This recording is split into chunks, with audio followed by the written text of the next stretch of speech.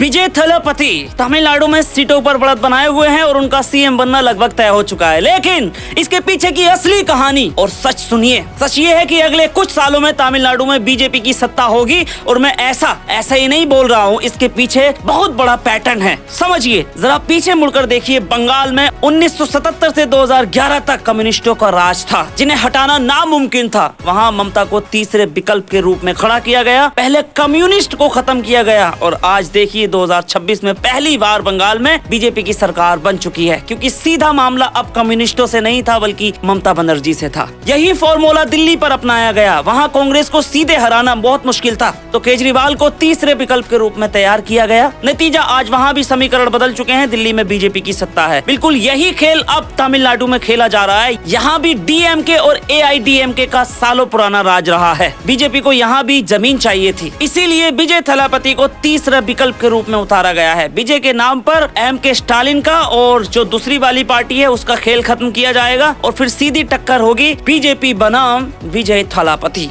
क्योंकि पुरानी पार्टियों के पास केडर होता है, उनकी विचारधारा बहुत खट्टर होती है, तो उन्हें हिलाना बहुत मुश्किल होता है। इसीलिए तीसरा विकल्प लाया जाता है नई पार्टियों के रूप में। पर ये नई पार्टी जो होती है ये सिर्फ अच्छे काम और अच्छे वादे करके आती हैं। उनके कार्यकर्ता भी शरीफ होते हैं, कट्टर नहीं होते। इसीलिए अब तमिलनाडु में विजय को हराकर बीजेपी सत्ता में आएगी। भले ही थोड़ा वक्त लगे, लेकिन आएगी जरूर। यही है राजनीति की असली शतरंज।